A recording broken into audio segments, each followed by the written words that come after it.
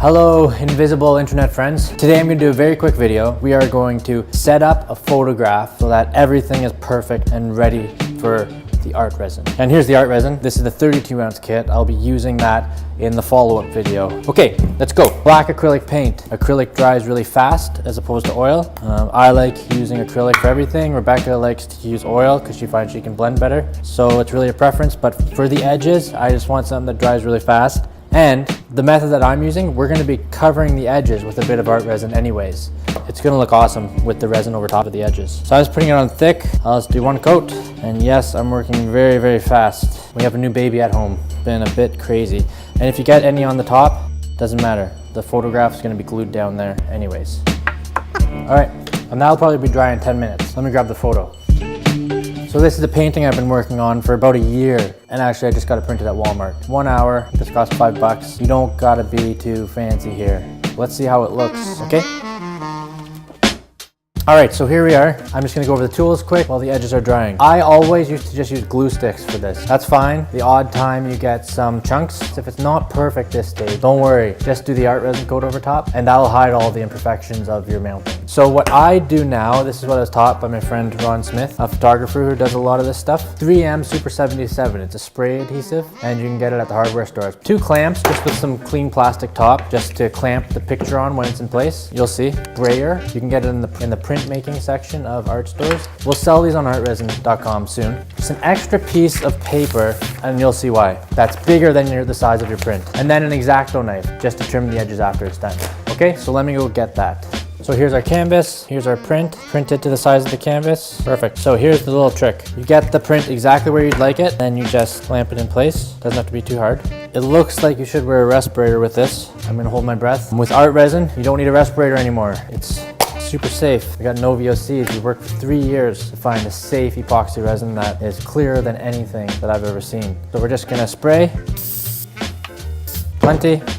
This is where this paper comes in hand. Put it over top, and this way, when you brayer out all the bubbles, sometimes when you go along the edge, you pick up a little line of glue, and then you'd end up putting that all over everything. So there's that side done. So just release these, and then lift up that side, spray, and push out. Simple, eh? Perfect. Also, the edges get a bit sticky in the spray. That's fine, the art resin will cover it. Just gonna flip it upside down for a really sharp X-Acto knife. There's just a tiny bit of overhang, so I'm just cutting the paper.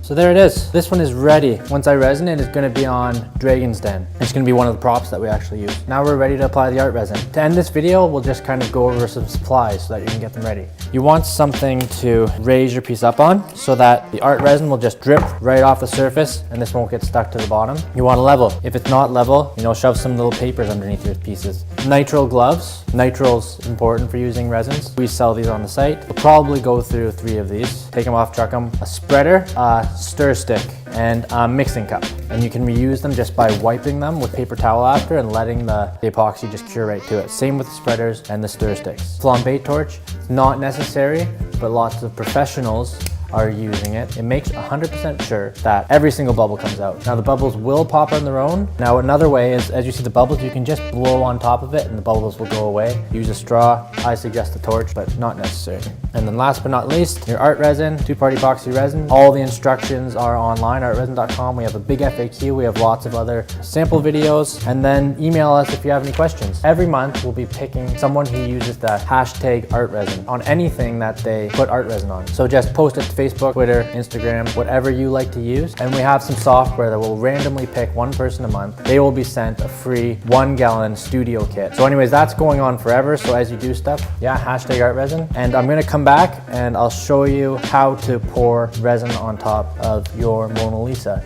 or whatever you're doing. Cool, thanks for watching. Thanks for all the nice people out there who say nice things. I love talking to and meeting artists and seeing what everyone's doing because there's so much creativity out there and it's what the world needs. More artists. Okay, love you guys. Bye-bye.